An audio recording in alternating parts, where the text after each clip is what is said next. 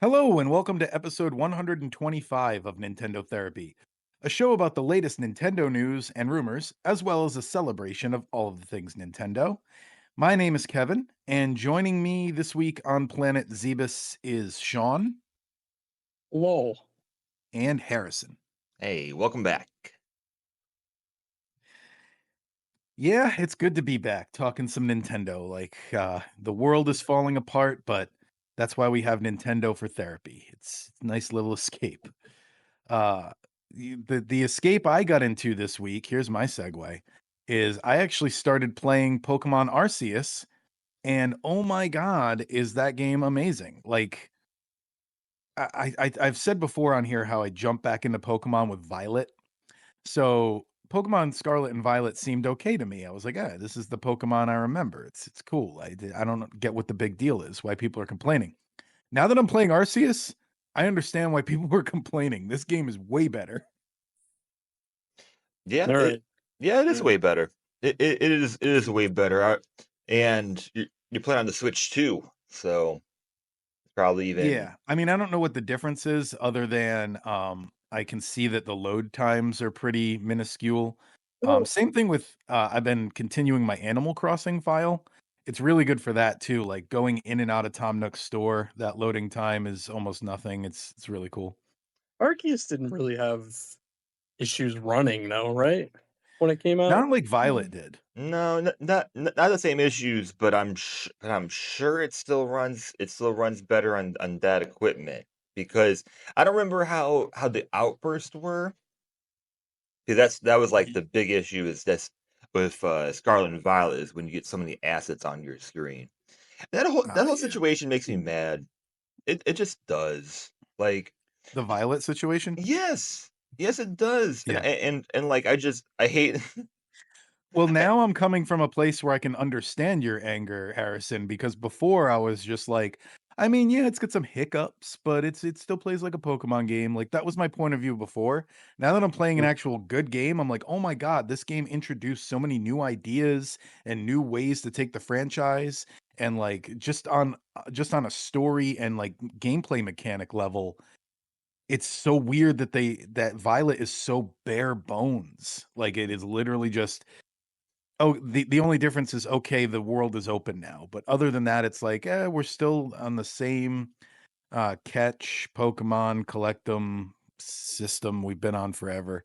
yeah, Arceus. So you're a little more excited for ZA because that's the Arceus Yeah. team, right? Yeah, I have a little more hope for it, now that I've been playing this. I mean, I don't know, I still have all my hesitations we talked about from the trailer.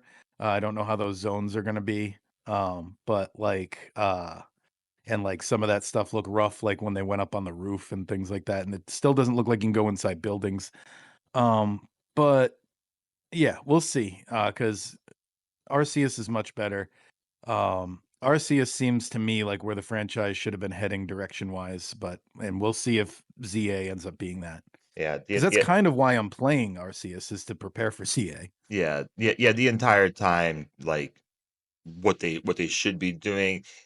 Arceus was an ambitious project because there was nothing preceding it, and there's lots of parts of Mhm, it that I don't enjoy. I don't like. I think it could be better, but I give it the mhm, benefit the fact that it was the first of its kind and that it was the best Pokemon experience I've had in forever, that game.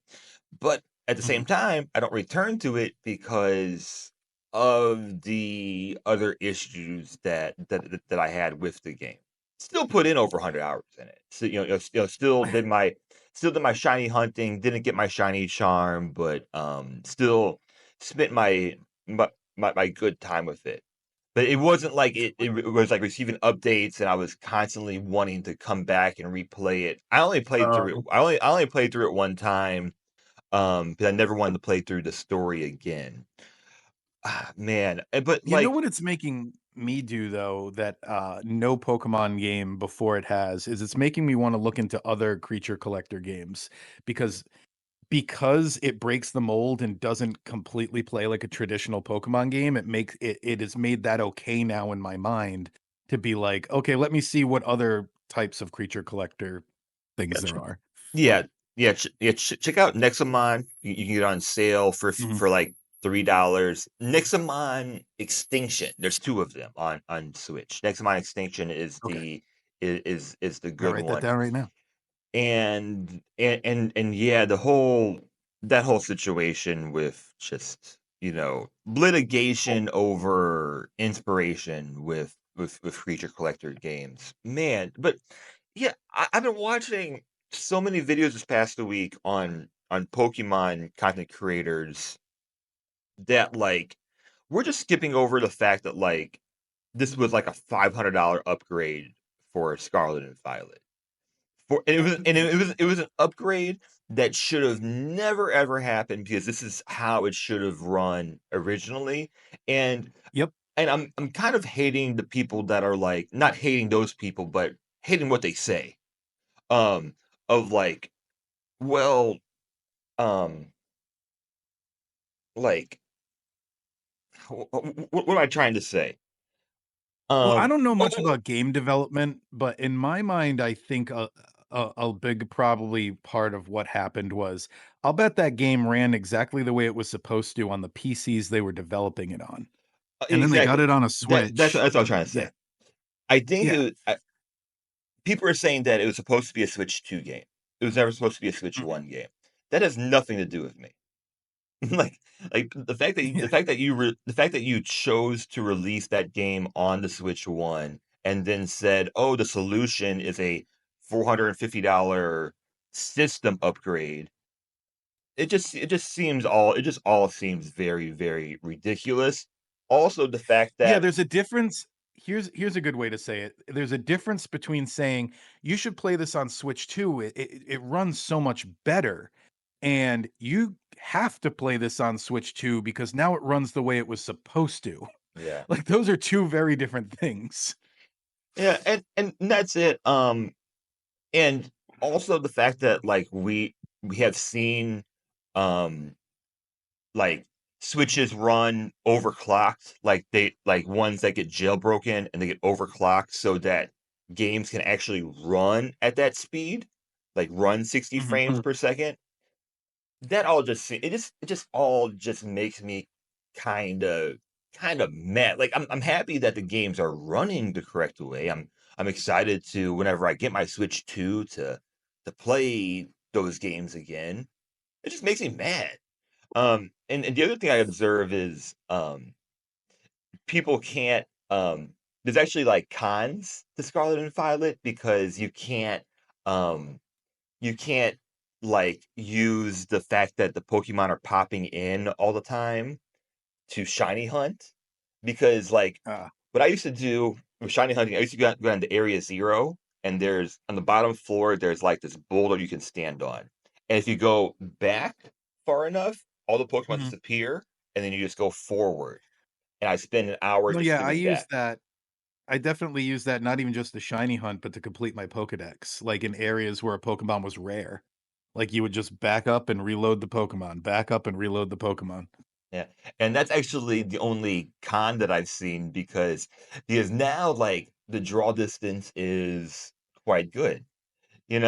Mhm. The game itself has not changed and doesn't look better, but like it is performing the way it should perform.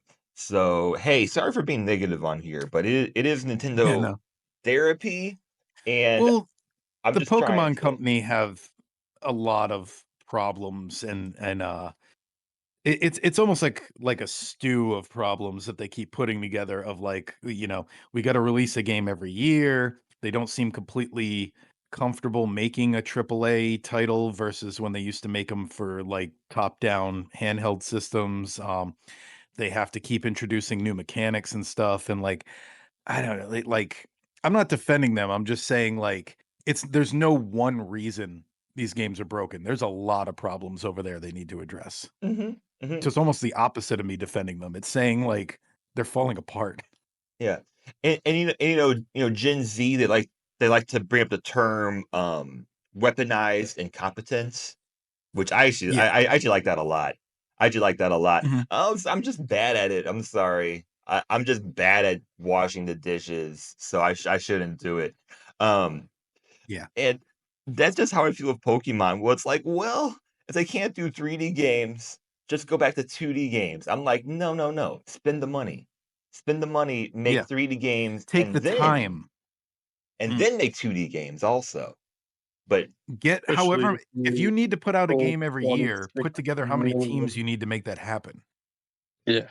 When you Sean, sell 26 million copies of your broken game Yeah. before the other way to play it came out, yeah, you need to figure that out. yeah, So yeah. So So there we go. yeah, that's a bit about Pokemon.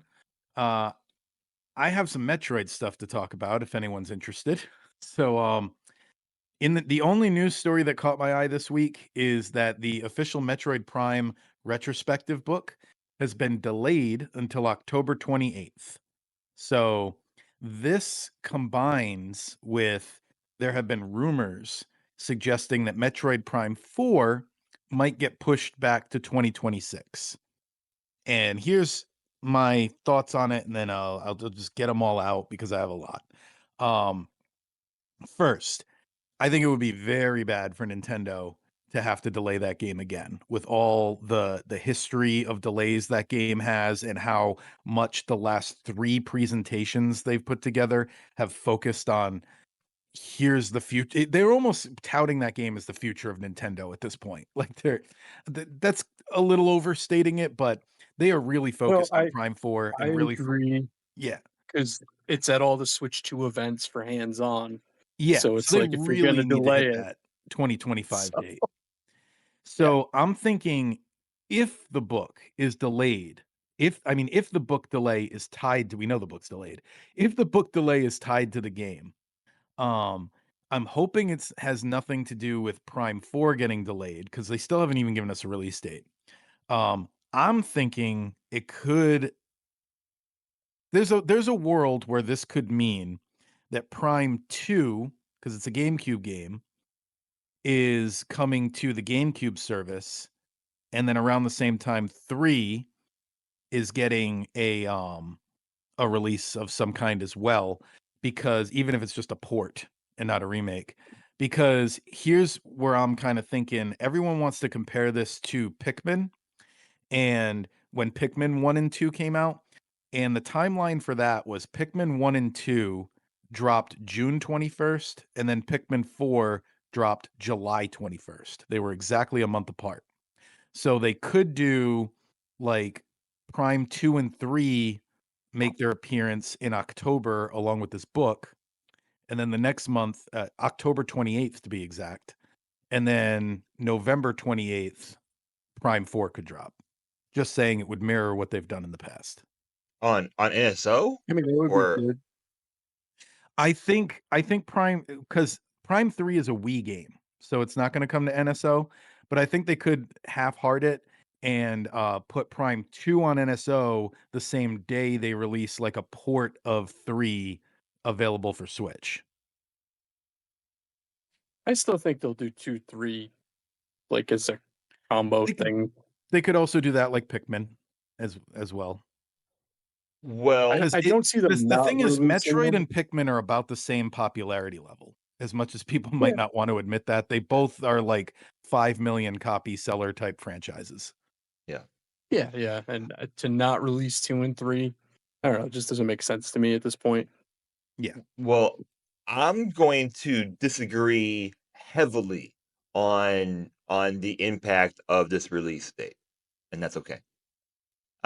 Because You don't think they'll face flack if they delay it? not in the least bit. Like I think Nintendo has Nintendo fans wrapped around their fingers so tightly, and nothing has proven that more than the release of the Switch 2.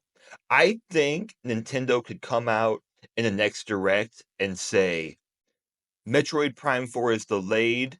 We don't care. Deal with it because we know you're gonna buy this game. They could do that, and it wouldn't matter. I don't think. I really really don't. I think there are so many defenders, myself included, a little bit, that would say take your time. I've already waited 8 years. I'll wait 6 more months to make sure this is the right experience. I don't think I Yeah, don't I think it just I think don't it think it wouldn't would affect reflect anything at very all. well on them. I don't think it would like I feel like they have talked up so much the 2025 release of this as like, "Hey, we didn't forget about this game, remember? And now it's coming out this year." They've put they've I don't know, tooted their own horns about finishing this thing finally. It's not I it think but to it's not delay it. it would If it would it's be if egg it's on their face. delayed if it's delayed, it's not the focus. If it's delayed, by the time you hear this game is delayed, you will already know what is coming out for the holidays. So you're not even gonna be thinking about Metroid Prime. You're gonna be thinking, "Oh, Well, 3D Mario in November? Okay, Metroid Prime 4 next spring. Okay, got it, got it, got it." But I think we might be saying 2 different things here because I'm not saying they're not going to delay it. I'm saying that if they do delay it, it will reflect poorly on them and I don't people will be no, pretty no, I'm upset. saying that I don't think it does reflect poorly on them. You're saying that Okay. the project that was scrapped twice, if it gets delayed one more time, it's gonna be bad. I think The in project has already lost conjunction millions with of all dollars. the bad press they've been getting lately, that's just another bullet in the chamber of the people who have been trying to, announce the official downfall, the official, end point of Nintendo. And those people are wrong. You see, Mhm. that's the big difference between the reality of everything and everything that, makes us grind our teeth on the internet, is that most of those people saying those things, does anyone follow some ordinary gamers? And most people have said those things, made their videos, went out, bought a Switch 2. And Oh, yeah. if they didn't, just wait till Dust Bloods comes out. Once Dust Yep. Bloods comes out, everyone that says, "I'm not sure about it," they're buying one. And Yeah. I'm sure there's another game before that that will be announced that will encourage people Well, to buy it as well. I still see people saying that, the Switch launch was a failure and it's the next Wii U already, and I'm like, "What are you talking about? They sold 3.5 million units." Like, what do you It mean? it Oh, wasn't but a I saw some on failure. a store shelf. No. No, you Yeah. can walk in a store and get one, at least where I am. No, you can't. Yeah. So I think Nintendo severely under anticipated the demand, I think they lied. especially They well, it lied could be about that what? too. Yeah. Conspiracy brain. Conspiracy brain. I think Nintendo was like, I don't know, guys. I don't know if we're gonna have enough. I don't know if we're gonna have as many as we need. So you better do your pre-orders and you better make sure you Hmm. get out early if you really want that Switch. Now, that is true with a lot of areas. It seems like if you live in an area that is more like has money, it seems like then the Switch is sold out quicker. That's just expected. But I think Nintendo Yeah, kinda but Nintendo was never the one saying there would be short supplies. It was always the article writers. Nintendo was, at least in their official channel, saying, "We are gonna do our best to meet demand," and all that. So, so I don't know. how do they combat that? Do they say, "Oh, no, no, journalists, no, you got it wrong, you're gonna be fine." No, or do they say, "Oh, this creates more press for us?" Because I think that's something Nintendo Oh, does yeah, they definitely embrace that. constantly. I think Nintendo constantly chooses to not message or specifically change their messaging just in order to get more news out there. Because Mhm. they could have easily said, "No, we have enough. Like we have 4 million. So if it's more than 4 million, then we don't have enough."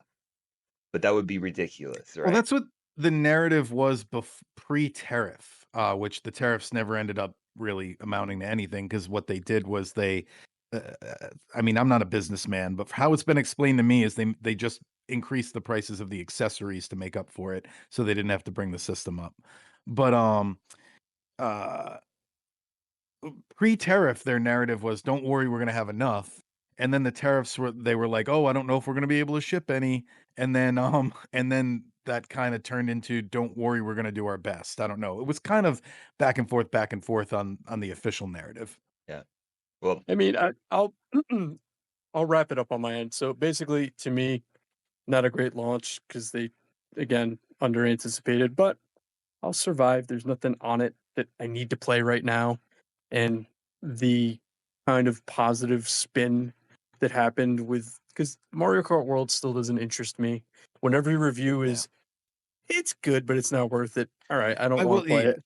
I mean, I'm the guy on this podcast who defends pretty much everything Nintendo does, and even I'll admit, like, that if that was their launch game, they should have had a secondary game for people who are not interested. It's like, there's so many people posting videos, disappointed in it, and it just never interested me, the guy who buys everything they put out. So, I don't know. I So the positive spin yeah. there is I went back to 8 because I haven't got gold on 200cc and mirror. So I've been slowly trying to do that. And it also kind of made me get back into Odyssey to do my get all the moons run. So I'm like, whatever. I get stuff to play. The Good hell luck with with it. that jump rope. I forgot there are moons you can't get until you beat the story Oh, because I yeah, was that those are doing the mostly easy, though, no, they're except all easy, yeah. but I was doing the fossil place and I'm like, where the hell are these other moons? Yeah, And oh, I yeah, finally like, let me look it up and I went, yeah, Peach wouldn't be here yet, so that makes sense. yeah. So, like, I don't think I've played Odyssey in 7 years. So I've like completely forgotten like where stuff is, so it's sort of like experiencing it all over again. But now I'm like, okay, I'm gonna get to a point on each world where there's stuff I can't find because I didn't go rescue the princess yet. Okay, cool. Yeah, those cubes open up. Yeah. So that's I'm like, where's this person? Where's that? It's like, oh, you're not there yet. Okay. Mm. I'm a moron. And my brother-in-law, who, was able to get a Switch, but he he got Bonanza for like with all his Best Buy stuff for like $40. So I'm It's not like, you out know yet, though. what? What do you like, he has, like, a He pre-order? pre-ordered it. Okay, He alright. pre-ordered it, so he's paying half price for it. And I went, you know what? When I ever get one, because I'm still on the fence about that game, I'm just Mhm. gonna borrow it from you. So that Mm. solved that problem for me too. So Well, that's kinda like what here's I the did with positive Kirby, things. 'cause I wanted the Switch 2 version of Kirby, and you and I were just talking about, like, well, if you buy it with a game voucher, the money you save offsets the money for the upgrade, so you basically Right. get it for the same price if you buy it with a game voucher. So have you tried either Zelda in it yet? Because the reviews I've seen on that are bizarre, where they're I like, you'll never fired play the other versions ever. Now, I've told you this before. I am the worst at spotting frame rate stuff or like I don't know, maybe because I play so many retro games, I don't know, but like it looks good. Everything looks good to me. I don't know. Unless the character's like twitching or like Yeah, yeah, yeah. something like it's really hard for me to spot frame rate issues. That said, like yeah, I fired it up for like literally like 2 minutes just to be like, "Hey, can I tell the difference?" And I walked around Kanto Village for a little bit. Looked pretty much the same to me. I didn't see anything with really long draw distances. I'm gonna get to it eventually. Does the higher end graphics hurt the art style? It looked the same to me, but like I It said, looked the same. again, Okay. I wasn't in a big open environment. I was in Kanto Village, but 'Cause Kakariko. that it that was something I was thinking about where I'm like, I wonder if that alters the art style where it doesn't look right now. yeah. So I'll and then w w Harrison, yeah. another good thing, I played a short hike, Oh, nice. played it completely wrong. Would you go straight to the end? I just kept getting feathers and got to the top of the mountain, and I'm like, "Yeah, this is not designed for me." I liked it, like, it was interesting and everything, but I'm like, "These just kinda relax and explore games, I'm just bad at them." There's You no can't relax. there's no wrong way to play it. I think No, I know, but I know it's like, "Oh, go find fish for this guy or get this guy a shovel," and I'm like, "You got any gold feathers? No. Alright, I don't need to talk to you." I think at this point you can stop trying because you've done a short hike, you've tried Animal Crossing, you've tried Stardew Valley, you've tried Harvest Moon, you've tried all the relaxing games and you never end up Yeah, liking any of them. So, yeah. they're just not for me apparently, but I mean, I enjoyed it, it was good, I'm glad Well, you guys brought it up. then if you enjoyed, that's it. That's it. If you enjoyed it, Yeah. then you played it the right But it was way. just funny to me that I'm playing it just like a normal game, and I'm like, "No, I gotta get to the top." Yeah. Well, I've said on If here that's how you before, played it, yeah. we said it last week that like that's a game that I play if I'm like on a 1 or 2 hour flight because Mhm. Yeah, it's a game I where I'm like, might go back. yeah, because if I'm on there and they're like, we're landing soon, then I'm like, okay, I just go to the top, win the game, and game over. Yeah. So I've It definitely has a replayability to it I like, but it was just funny on my first time through. I spend a lot of time in games like that overanalyzing the environments. Like, I'll just be like, oh, look, there's a little boat over here, it's upside down. Oh, okay. Oh, look, there's a little seashell over here." Like, I Oh, just like oh, dead body. Wow, didn't expect that. I'm very yeah, environment focused. yeah, And then, I'm a Bob Ross video game player. Like, "There's a and I happy little played it tree with, over here." is it harsh graphics? Is that what it's set at yeah, default? Because I that's how never I noticed played it. that. Yeah, I never changed that until Kevin. Crunch I there's played it the way crunchy. I played it crunchy, and I didn't have any issues. Yeah, it's no, called, crunchy, smooth, and I forget the 3rd option. yeah, I never knew that until Kevin mentioned that, and Yeah. I'm quite happy with seeing that some of these third party games have graphic settings within the Nintendo console because yeah, I just want those options again. Like, and for me, it's Yeah, less. I've said it many times. It's less about having the best graphics and having just the best performance or the best battery life because yeah, especially games like Cyberpunk, the battery is just going to be an issue. That's just how it is. But I'm happy to see that they have like the performance settings within that game because yeah. it does run like a PS4 game. It does run like it runs like Cyberpunk on PS4, which is expected, but looks looks Hey, But it more pretty fuel for runs. good. your you said you wanted to do a segment someday on misinformation. Uh-huh. More fuel for that is I've seen a lot of people complaining about Cyberpunk saying, "Why is Nintendo charging this much for Cyberpunk?" It's like it's third-party game. They don't decide what the company charges, guys. They're They have their fee, they collect it, charging like 70. Hmm? Is it is it 70 in America? I think so. I I don't know. think Let me look it up. Cyberpunk's Because 70. if it's 70, that's DLC included. Okay. Yeah, I was gonna say that's the whole game. That's less than a normal game. Oh, there you go. Another reason why it's misinformation. And I was fooled by it. Yeah. And it's Cyberpunk like Switch 2 costs. and Yeah, it's 70, the but it's an ultimate entire edition. You're right. yeah, it's Yeah, DLC included and the entire game and DLC comes on a game it's on the cart. card. Comes on a game cart which is like CD Project Red telling Nintendo, "Hey, you see? Our game fits on it. Yeah. Your game sure as hell should fit on it." Uh, Hmm. so yeah, I'm hoping CD Project Red has set the bar for everybody else as far as the third parties to be like, "Oh crap, it does fit on yeah. there."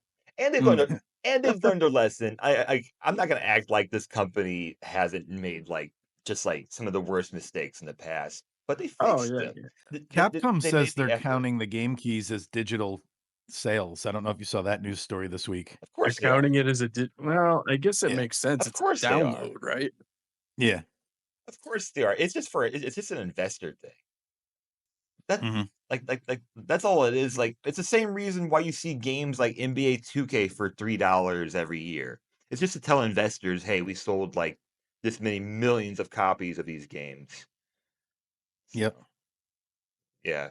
The And a situation weird with the one, if anybody remembers, Monday, the X Trilogy's finally launching. yep. I forgot about Yeah. No, entirely.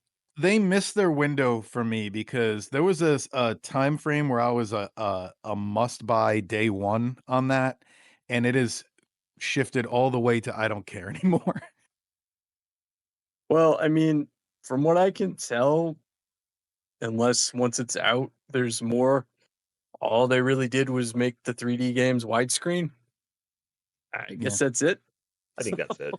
I would have been happier with just Gex coming for the Nintendo 64 one coming to Nintendo Classics, and I don't even need the others. And then I was excited because it's summer, everybody has their events, blah blah blah blah. But uh Ninja Gaiden Ragebound end of July, so that made me happy because It's on that's one of the topic ones for I'm this Very, week. actually. very topical. It Yeah. was fitting for the what we did, but I'm like, yay, it's got a release date because I really want to play that. That looks cool. Well, Ninja Gaiden. And I'll I'm and gonna I'll end talk up beating that before Blasphemous. I'll talk to you guys about Splatoon because Yeah, let's hear Oh it. yeah, it's not gonna be a whole segment anyways. So um Tuesday after Switch 2 is released, Nintendo gives us an announcement of not only Splatoon 3 getting a 10.0 upgrade, which includes a lot. 30 new weapons, old maps, new stats, new badges, just a massive upgrade. And at the same time, they made an announcement of Splatoon Raiders, no release date, no real detail on it besides that it's going to be focusing on a solo player experience. And this is the first Splatoon game. Splatoon came out 2015, Splatoon 2 2017, Splatoon 3 2022. This is the first one that is a spinoff than the usual multiplayer games. This seems pretty huge. Splatoon 2 sold over 13 million copies, was one of the best selling Switch games. This has been an unprecedented franchise. I mean, not only is it like a new Newer, IP, yeah. newer yeah, IP, newer. but the first one came out 2015, was successful for the Wii for the time being. Platoon 2 came out about 2 years later, was a huge success. So, it's very you're almost never gonna see Nintendo anymore release games that close together, but then also be so commercially successful. Yeah. And there's no real news about this new game. There's a lot of worry online. I was gonna say that there's a lot of worry online about There's always how worrying. this game Where you go to might worry. not be might just distract from the actual Splatoon mainline series. And I'm here to say that this Splatoon 4 is not coming out soon. They gave Yeah. us a huge update And I've never heard that after argument for any franchise ever. Like, oh, we can't have this spin-off. It distracts from the main line. Like, you don't have to play it. exactly. Yeah, I mean, to ex be honest, the spinoff has me intrigued because I like the idea of Splatoon, but I'm not really an online paint exactly. each other shooter guy. So Exactly. maybe Yeah. this is the Splatoon game I'll actually play. Yeah, because I think It's also oh, go ahead. I think I got a Splatoon reason this is big news though. 3 I think Splatoon is awesome. I have Splatoon 3. I don't play it Mhm. because of I don't wanna deal with the kids and the people that play 12 hours a day. I mean, hopefully 10.0 makes the matchmaking better, but I've tried getting into it, and I respect it so much because it is like the one live service game that Nintendo really, really, really supports. So, I Mhm. think it's Yeah. cool, like, I It's their wish Call of Duty. Let's I just wish say it. It Animal really is. Crossing had the Splatoon treatment. I wish Or I guess so Fortnite many now. yeah, whatever shooter you wanna Yeah. throw in there. So, it does make me more intrigued to see what this game is going to be. I'll buy it if it's something that I'm interested in because Oh it yeah. sparked my initial interest. Last thing I'll say about this is we are obviously getting a June direct because Well, they gave us before you start talking nothing. about that, because that is like another subject. I just want to say another cool thing about this is this was the first game announced on the Nintendo Today app. That was where they broke the news. Oh, So now okay. we'll know I that didn't know Nintendo that. Today app will be used for game announcements as well, which we already kinda knew, but this is like confirmation. Yeah, I didn't know that, so that's good to know. Maybe I'll actually use it. But yeah, I back to the direct. I just wanted to get that in there first. I really hope a direct is coming soon because I think I said this last week on the podcast. It still feels really weird that the only first party Nintendo Switch 2 exclusive games we know about are coming out in the first 2 months of the system. It's Mario Kart and Bonanza. And everything else that's first party and the Zelda game, the Zelda Hyrule Warriors game, which doesn't have a release date yet. So it's just those 3, and then we don't really have any other Switch 2 exclusives, um, that we know about that are first party Nintendo games for the whole rest of the year.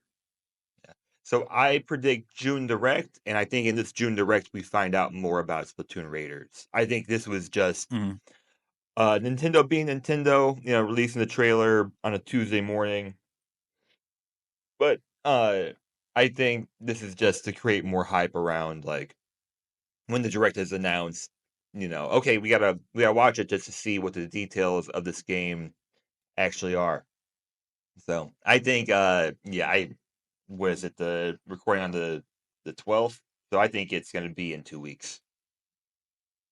So, All right, all we'll right. we'll I we'll mean, if it is, yeah. and they give us that little Elden Ring, date drop, and then somebody clarifies for me if it's digital or game cartridge or whatever the hell it's gonna be, so I can plan accordingly. Yeah. I'm a little worried. I was telling Sean before we started recording this episode, I'm like, I've already planned the games I'm buying for the rest of the year, so I'm kinda worried they're gonna this is what they did to me in, 2024, I think it was. It was either 2024 or 2023. I had everything planned out, and then they had some direct where there was like 4 games that I was like, "Oh, I need all of those." So, they'll always do that to you. They're always gonna tear you in another direction. I'm fine. It's Super fine. Mario Odyssey 2 Galaxy 3. Yeah. It's It, coming. if it's a game that comes out tomorrow and I can't buy it because I don't have the time or the money, that's perfectly fine. That's perfectly fine. I will take excess What is of it like to games. not have that FOMO anxiety, Harrison? Because I would love to not have it. I had it. What you do here's what you do. Buy way too many games.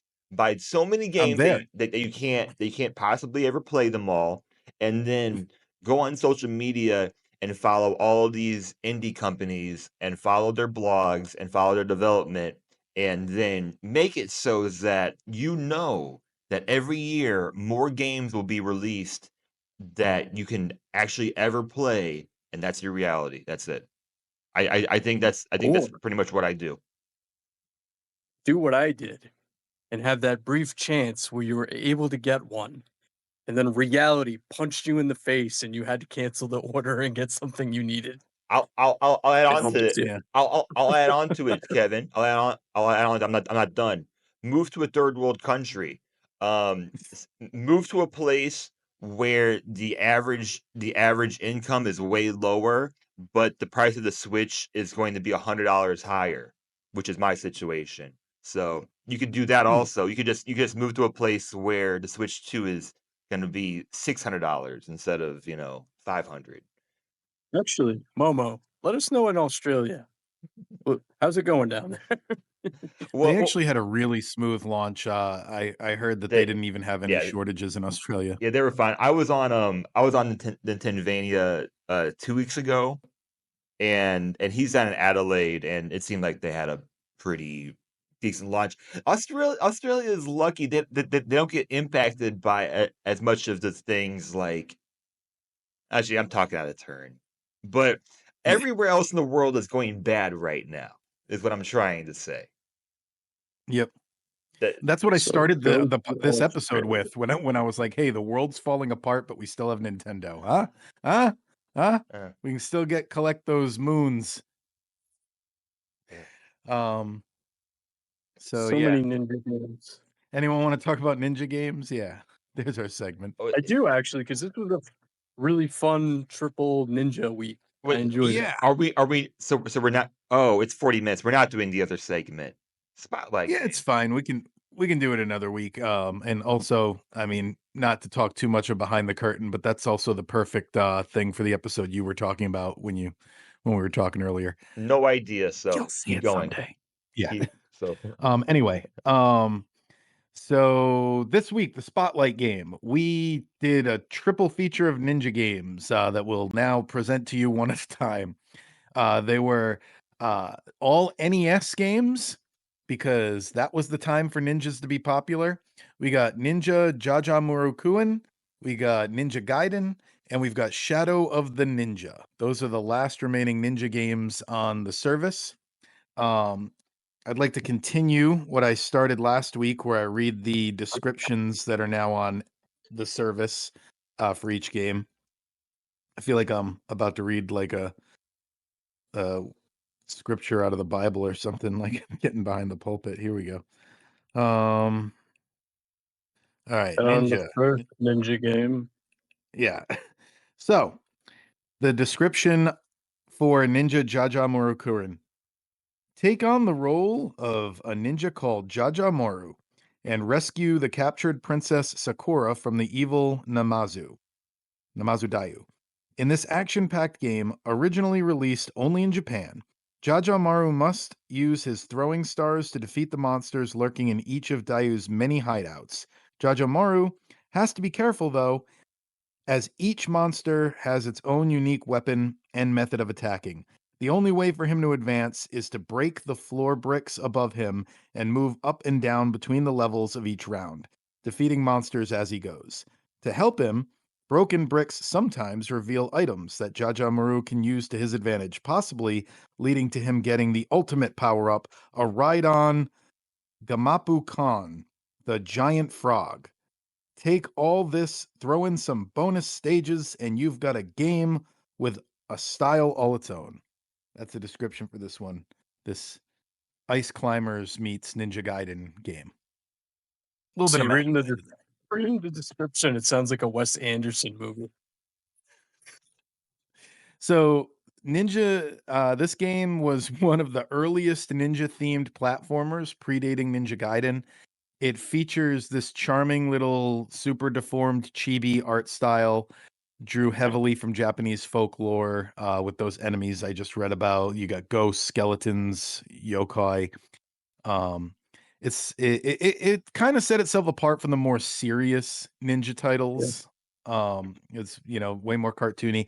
It reminded me a lot of Mappy Land and, like I just said, Ice Climbers and that I type get a of Donkey gameplay. Kong vibe from it. Donkey Kong as well. Yep.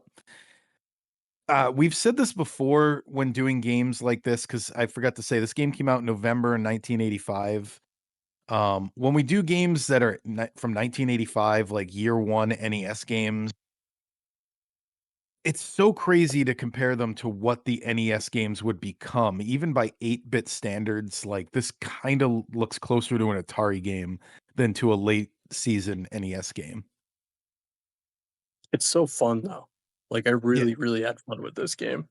And it's such a I like that all the Japanese games have these big, long, ridiculous titles. Like I Mhm. didn't know that's just the ninja's name, but the frog power up is awesome. It's just ridiculous. I don't know. I had a lot of fun with this one. What did you think of it, Harrison? Yeah, well, I had a lot of fun with it too, and I was thinking that, like, it's like Donkey Kong, but you have items, and I was trying to Yeah. think, 1985, if I was or 1986, if I was around at the time, that's that's probably enough. Like, where it's like it's like Donkey Kong, but you have the addition of having those extra items as well. So, I thought it was really nice, really cute, very unique, like, release and legacy because it did really, really well in Japan, like, over Mhm. 1,000,000. It's a franchise in Yeah. Japan. Yeah, over 1,000,000, Right. and I'm getting to that, it's a franchise where some of the games in the franchise, they did make it over to North America, but I would have never known that had I never like done the research Mm. on it. But if I keep going, it was ported to the MSX in 1986. It was ported to the Wonder Swan in 1999, and then it didn't make it over to North America officially until 2007 with the Virtual Console NSO in 2021. So it's very odd that like this game never had more North American releases, especially initially, because we see it with the Game Boy that they had some North American releases that just didn't do that well. Probably because no one knew what the game was at the time. So I So had Mhm. I was good time with it. looking up now. There's a collection of In them Japan. for Switch. I think that's only in Japan. I don't know. Oh, is Might it? not be.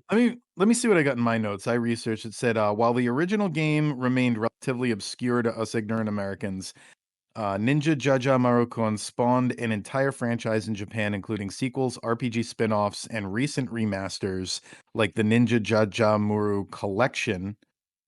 Maybe I just assumed that meant it was only in Japan. And the Great Yokoi Battle. It's a foundational title in Xiaolong's catalog and represents the early days of ninja mascots in Japanese gaming. Yeah. I hope Uh, it's only in Japan. Because yeah. if not, that's going on the back.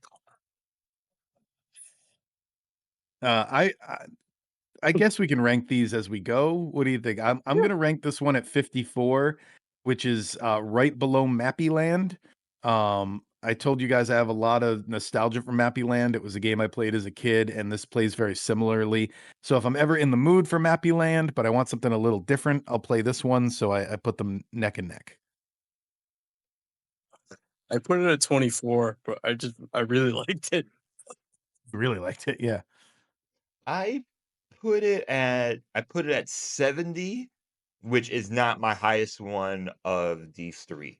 And yeah, it platforming felt good. I thought it was a decent challenge, this game. Hmm. Oh no. Oh boy. Speaking of Think decent you can get this. challenges, is that Uh, why you're laughing? Sean's got another addition to his backlog now. Uh, Um, So the next game, Ninja Gaiden, everyone knows about it. It's I wonder why the other Ninja Gaiden games aren't on the service, but that's neither here nor there. oh yeah, Uh, that's a good point. so it came out in December of 1988 in Japan and March of 1989 in America. This game is mostly talked about for how it pioneered cinematic storytelling in video games. It's one of the earliest examples of a cutscene that they referred to as Tecmo Theater. Um, the little anime style sequences added dramatic weight to the story and just kind of set a new standard for narrative in video games. Yeah, Yeah, so Ninja the game, Gaiden yeah. is really good. Uh, Mhm, it's one of those games that has NES difficulty, but I think like it makes sense with this game, mhm. just the way it's put together. And yeah, the cinematics are kind of impressive for when it came out. Yeah. And the fact it's actually trying to tell a story. I mean, it's not a complicated story, but I don't know. It's surprisingly I deep really like though. this one. It's what? It's a for an NES game, I put that it's a surprisingly deep story, for what Yeah, it is. yeah. It's there's some, like, surprising parts in it that are a bit unexpected. So for the time, I thought it was just, you know, it was welcome, that's all. So the uh, I think Ragebound is supposed to take place at the same time as this game. So little tie between the newest one and this one. Uh, I beat this on the NES Mini a long time ago with a lot of save states. Because oh my god, is the end boss in this game insane? Mhm. But I don't know. I really like it. I'm sure this is another one of those games where if you owned it in '89 and beat it on your NES, then kudos. Yeah, Because wow, congratulations. I don't know how you do it without being able to save whenever you want. But no, I think this is one of the better challenging games that's challenging with a point. It's got Yeah. great music too. The music is Oh very, yeah. very memorable. Um, this is a later NES release. I'm doing these in order of release, by the way. So yeah, being a later release, they knew how to utilize the hardware a little better, and it's got much better music than the previous game we just talked about. Which is more Yeah, like so just like the hopefully 2 and classic. Yeah. Hmm. yeah, the classics. Yeah. Hopefully 2 and 3 come, and I guess the only negative is I know the Super NES trilogy version was very disappointing because it was pretty much just these 8-bit games on a 16-bit cartridge with no, you know, redo on them like All Stars. Mhm. But I don't know. I enjoy Gaiden. I put it at 37. It's one of the better games we've played, but We should also talk about that not only does this game have a bunch of sequels, but Ninja Gaiden, even in a saturated market of ninja games, was able to influence a lot of future ninja oh yeah, games like Strider and, Cyber Shadow and things like that. yeah, it definitely had a big cultural impact, and I guess its rival would be the Shinobi series. Yeah, Yeah. for sure. So, Yeah. I put it at 52, and I had this game as a kid. Definitely never beat it. And are the are the controls any better on NSO than it was on the NES? Uh, because that's something I couldn't remember. I If the controls are feel any like it's a tighter little. than I feel like it might be a little tighter on NSO. yeah, because that's the difficult part about like Ninja Gaiden for me is like it's more of like Yeah, you get the stuck to walls. like That's the what screws me up. yeah, yeah. You're So trying to, like, go up a platforming area, and he sticks to the wall, and you're like, "I don't wanna stick to I wanna go over." Yeah, yeah. yeah. So you got to do the wall jumping. Yeah, Mm. Yeah, so, yeah, Sean, I would agree with you. It definitely feels, like, purposeful, but I couldn't remember when I was playing as a kid, like, what kind of frustrations I had. And overall, this game was initially reviewed extremely well. I included I included a snapshot in our notes of the one bad review that I could find, calling it a run of the mill hack and slash. You'll get bored pretty soon because of the difficulty of the game. Which is funny to think I don't even. about because they didn't know it's gonna turn into like a franchise pretty much. Yeah, like a lot of NES games, I don't think the difficulty was as focused on at the time. Like, I think, back then you would sit down to play a game not expecting to beat it. You know what I mean? You were just like, I enjoy the way this game plays, and that's why you would play it. Yeah, Like you I you don't. you would you'd play the first 3 levels a million times. So yeah, I Difficulty was not like a factor when we were kids, but it yeah, wasn't a selling point either, like it is for like a Souls game now. yeah. Well, And then that was also why it was like a big deal to tell your friends like, "Oh, I beat that game." yeah, Because like you very rarely beat games. yeah. Right. Yeah, there's no difficulty setting. Like, Yeah, exactly. it's just that you have to play that game that is given to you. I've said on here before, growing up, I didn't think people actually beat games. I didn't think that was Mhm. actually a thing. But now I grow up Yeah. and I see videos of people beating, like, Mario Brothers 3 in, like, 2 hours. Well, Right. I have a what's core the point of memory of that? when the week the Super Nintendo released. My neighbors claimed that Super Mario World was a bad game because they were like, "Oh, we beat it the first weekend." And I'm like, "Did you well, then you didn't like now as an adult, I reflect on that memory and I'm like, they didn't stop to enjoy it. They just like went straight through the game, which I'm sure they did beat it the first weekend, but they weren't absorbing it." You know what I Well, mean? yeah. Well, I did the same thing with the new Super Mario Brothers 2, whatever 3DS game that was. Went through it, went just went through it, Oh, yeah. just went through it and was like, "Okay, I'm gonna return this game." or I'm gonna trade it in or whatever it's gonna be. That's a different So situation. I ranked Ninja Gaiden number 62. I put it near, let's see what 62 puts it near. It's been a minute. So that's right below Donkey Kong Country 3 and right above the Dr. Mario games. It's kind of a weird neighborhood to live in, but like I said, a lot of times I just look at what I would prefer to play. And because of the high difficulty level, I think I would prefer to play Donkey Kong Country 3 over this. And I would rather play this than Dr. Mario. But we're not done. Um, Yeah, we're not done. Exactly. The last ninja game, Shadow of the Ninja, came out August 10th, 1990 in Japan, December 1990 in North America. Pretty close together. Unusual for an NES game. So this game actually got a remake titled Shadow of the Ninja Reborn by the same team who made the original game all these years later. It came out last year in August of 2024. Oh, August again. So separated by an even like time span, an even 24, 34 years. Wow. So anyway, same team. It came out for Switch, PlayStation, Xbox, Steam, everything.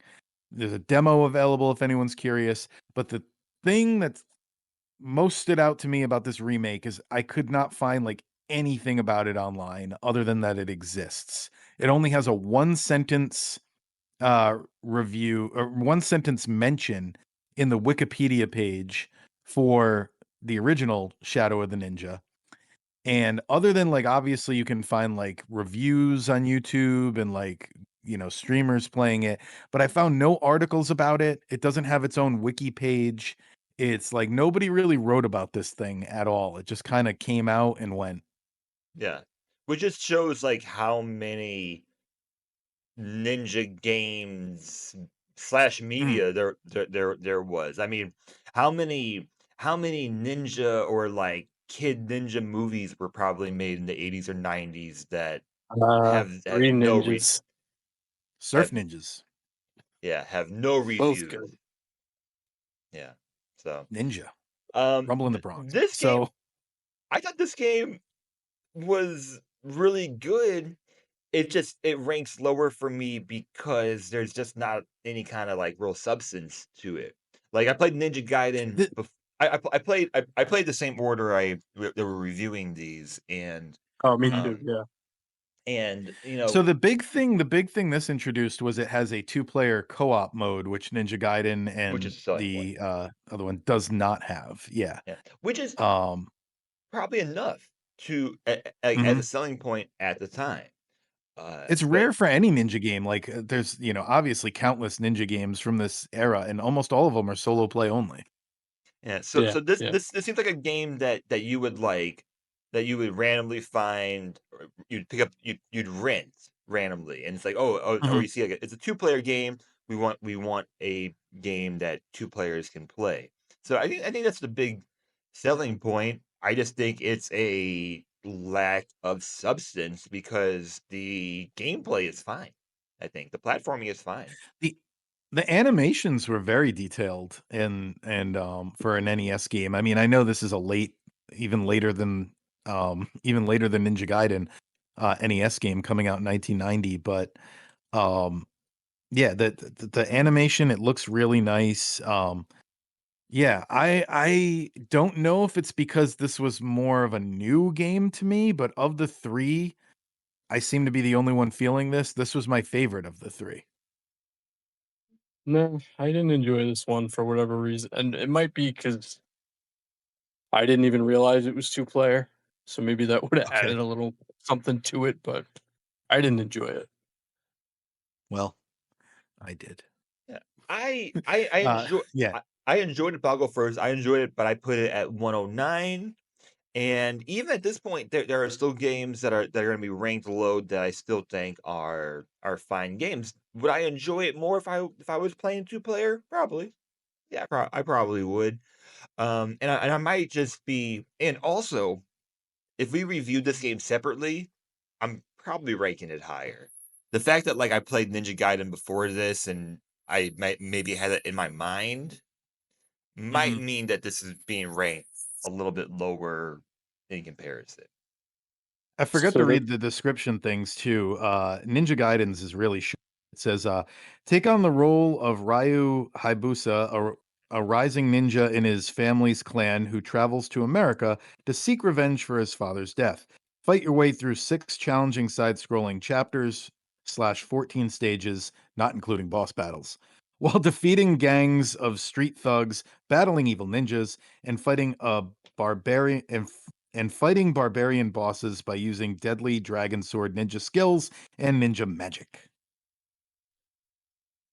yeah, I think the order we played them is what killed the ranking too for me. But what's the little blurb for it? I gotta find it because they're in alphabetical order, but like when there's Japanese games introduced there, they go kind of weird. Okay, here we go. Shadow of the Ninja. Infiltrate Emperor Garuda's stronghold as you prowl through the shadows. It's the year AD 2029. Oh, now this is almost here. And America is ruled under the dictatorship of Emperor Garuda. In the midst of disorder and oppression, 2 shadow warriors rise to the people's cry for help. Choose to play as one of 2 ninja masters from the Iga clan, Hayate and Katie, as they infiltrate enemy front lines in these action packed stages. Master tactics of stealth as you acquire new weapons and power ups, defeating numerous foes until you reach the Emperor himself. Overthrow the Emperor and destroy his wicked empire from within, solo or with a friend. Yeah, I didn't know I could take a friend, so I put it at 99. Not 100? No, Um, what I It'll end enjoyed up it on a little 100. more. yeah, yeah, it'll end up at 100 at Yeah, some and point. yeah, just straight next week it'll be 100. So I ranked it the highest of everybody. It's not crazy high. It's number 48 on my list, which puts it right below Mario Golf on Game Boy and Oh, puts it right above Columns for Sega Genesis. I don't know how I compare this game to Columns, but apparently I did. you'd rather be double team, 2-player ninja than columns. I get it. I think we all would. Yeah, Um, yeah. yeah. So yeah, that is pretty much. Oh, we got to figure out what we're playing next week. Let me cue that up here. Nah.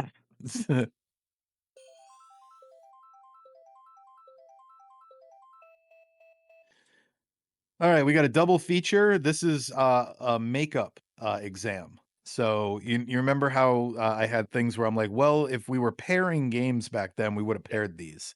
So we Yep. did Mario Party 2, mm, but we didn't do Mario Party and we didn't do Mario Party. So next week we're doing Mario Party and Mario Party 3. cool. I imagine they will rank similarly to 2. Probably. Um, yeah, so get in on the Mario Party. Uh, I mean, it's kind of cool to do those in the same episode because you see where the franchise started and you see the last Nintendo 64 entry, the beginning and Yeah. the end there. Yeah. No, Um, it's a good pairing for that. And we So can talk about some future Nintendo too. Perhaps next week we talk about Mario Party and a couple other franchises because what yep. does Mario Party look like on this new system? Especially Mario Party is a great example of a franchise where I have no idea what direction they are supposed to be going in. Sean, you got Jamboree, didn't you? Are you enjoying it? I don't have Jamboree. Oh, I thought okay. For some reason, I thought you did. Um, How dare you make assumptions about what Mario parties I own?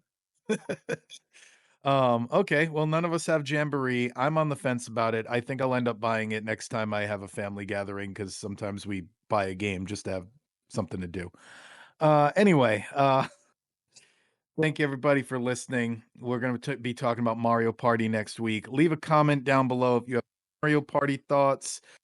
Question for the week is what is your favorite ninja game? There's a good question. I'll pin that to the top. So, what is your favorite ninja game? Let us know and come back next week. Keep in mind, we're Nintendo fans, not Nintendo experts. So, just be polite in your tearing us apart in the comments. See you next week.